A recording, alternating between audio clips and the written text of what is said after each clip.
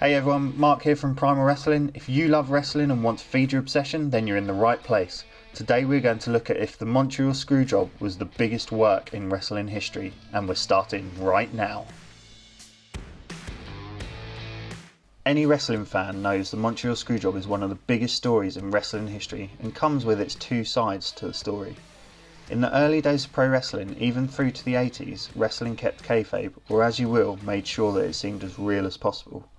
So coming to this event in history where the whole Screwjob has always been deemed as ultimately real, is it actually one of the best works of kayfabe the wrestling industry has ever seen? A secret of WWE that has been kept for almost 20 years by a select few people. Let's look at some of the reasons as to why the Screwjob could be the biggest work the industry has ever seen. To give a bit of backstory and context to this event, in the mid-90s WWE was fighting a ratings war with WCW. To add into the mix, Bret Hart was coming to the end of his contract. He had been a much loved staple of the WWE programming for 14 years and a loyal worker for Vince McMahon. WCW came calling and offered Bret a $9 million contract over 3 years. With Bret's loyalty to Vince, he explained to Vince, although the offer was amazing, he wanted to be loyal. In return, Vince offered Bret a new and improved 20-year contract. In 1997, Vince came to Bret and explained that WCW were trying to put him out of business and he did not have the money to honour Bret's new contract. He told Bret the best thing to do would take Ted Turner's offer and jump to WCW, something Bret done reluctantly. Things were set in motion for Bret to leave the company, and as we all know, he was the current WWE champion and in a bitter feud with Shawn Michaels, who Vince asked him to drop the belt to in Montreal at Survivor Series. At the time, Bret was a heel wrestler and his gimmick was that he would trash the USA and its people but say how great Canada was.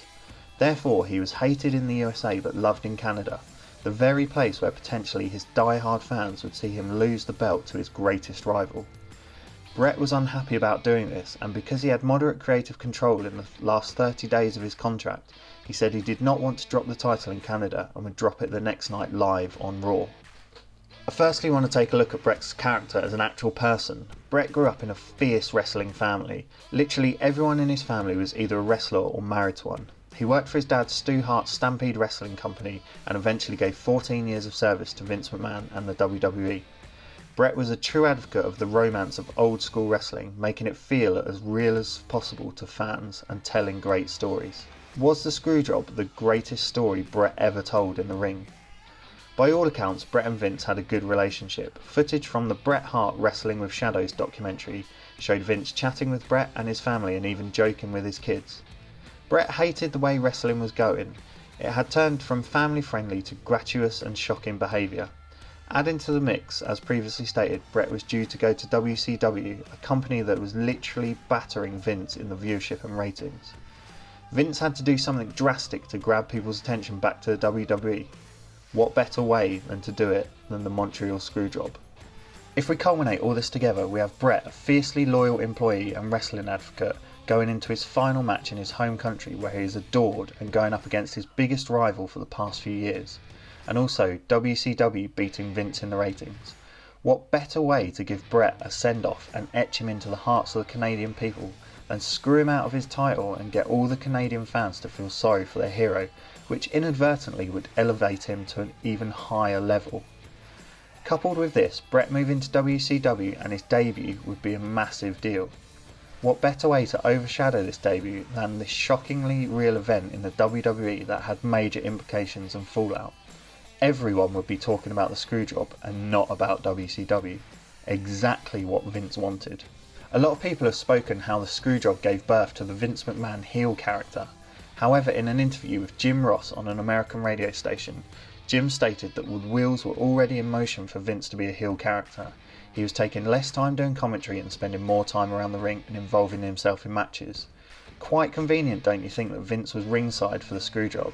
Just in the right place at the right time for Bret to confront him, elevating the story even further.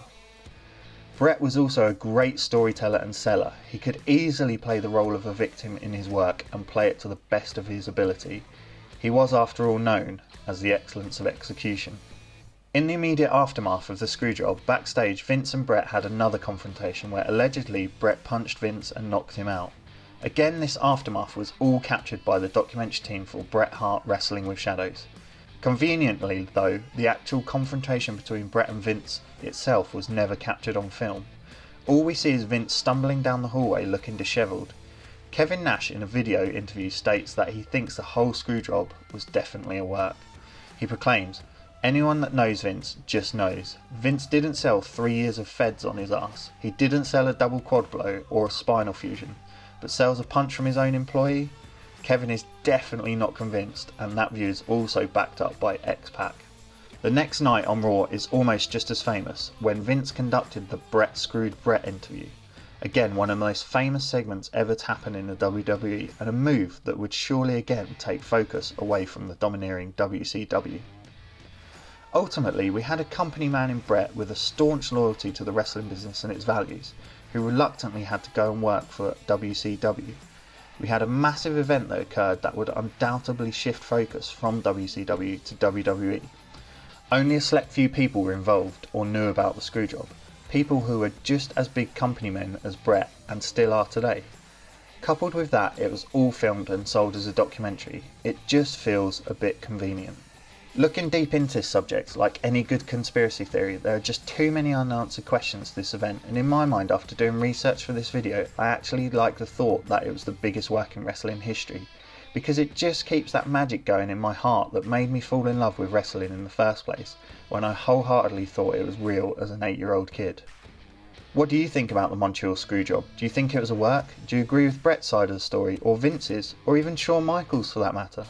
Did Vince screw Bret, or did he screw himself? Leave a comment below.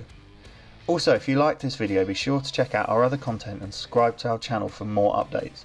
I have been Mark from Primal Wrestling. Until next time, Mark out.